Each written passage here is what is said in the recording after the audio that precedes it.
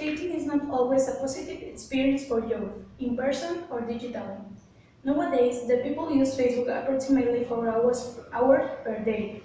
The Mexican people spend time and 79% more on internet than on TV.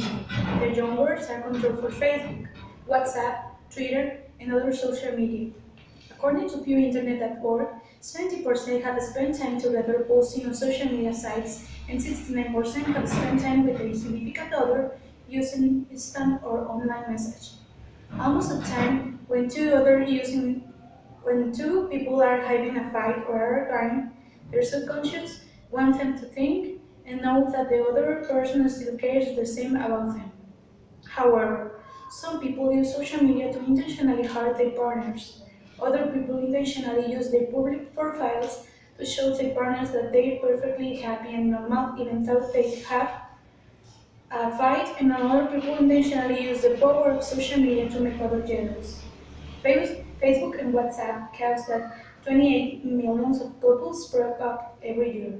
Those breakups are influenced by double check syndrome. This syndrome exists and is very dangerous for the couple's stability. The wrong interpretation about the supposed reception could start arguing and breakups. The double check syndrome consists when you send a message on Facebook or WhatsApp and you show up at two ticks, but that people has not read yet. As you saw on your screen, the double tick you think that message was read. That's the double check syndrome. The double tick reality is just the message was received in the mailbox. 10% modify or delete their partners or ex-partners' social media profiles. 10% have impersonate a boyfriend, girlfriend, or ex in a message. During our relationships, teenagers are most likely to experience 31% of teens with dating experience report that a current or former partner has checked up on them multiple times per day on the internet or cell phone, asking where they were, who they were with, or what they were doing. 26% of teens daters report that their partner checked up on them during a relationship. 5% of teens daters report that a former partner checked up on them multiple times per day after their relationship ended. And 15% of teens daters say a current or former partner used the internet or messaging to pressure them to engage in sexual activity they did not want to have. 10% report that this happened during a relationship. 5% report that the former partner did this to them after a relationship ended. Well, I'm sure there have been more stories about social media hurting a budding relationship than helping. But let's play devil's advocate and examine the other side.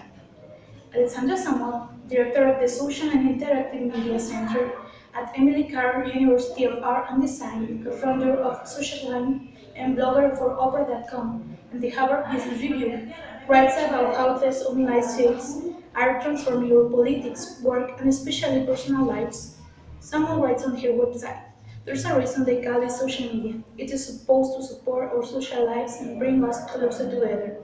So why do social networks leave so many of us feeling overwhelmed and disconnected? 87% of teenagers have spent time talking on the phone with their significant other. 55% say they have spent time with their partner video chatting. 49% have used messaging apps to stay connected to their partner. And 37% have used email to spend time with a significant other. And finally, 31% talk with their partner while playing video games together. You will have many opportunities in life to keep your mouth shut. You should take advantage of every time of them. Thomas Edison. Let me explain. Suppose you met Lacey through a mutual friend. You will start to go out with her and some friends. Then she requests you as a friend on Facebook. After you send a message and ask her out on a date. The date is finishing, but you say something wrong, and she gives you a strange look. You feel like a fool, and the next day you publish on Facebook a hint. She reads the status and sends you a message. She wants to see you again. There you have it. The social media can improve your relationship, as long as you don't screw it up to a point beyond return. Well, there are a lot of myths about social media that reflects two fundamental things. The first is the fear associated with new technologies. The second is the implicit assumption that the old way of doing things is the right way and the new ways are morally superior. Myth 1. Social media is destroying our social skills and replacing personal relationships. Most social media are used to strengthen exist offline relationships. Social media can connect you to people and opportunities that would not have been possible without it. Myth 2. People don't tell the truth on social media. Remember that you present yourself differently depending upon where you are and what you're up to offline too. You don't dress or act the same at a business meeting compared to a tailgate party for your favorite NFL team. Myth 3. You can control your social media presence. True, you can completely control your social media presence, but, and it's a very big but, it makes a significant difference if you learn how the tools you use work. Update profile carefully. Don't give out personal information that can be accumulated across all sites. Your address, your city, your dog's name, your vacation place. Think before you speak. The internet is permanent and searchable.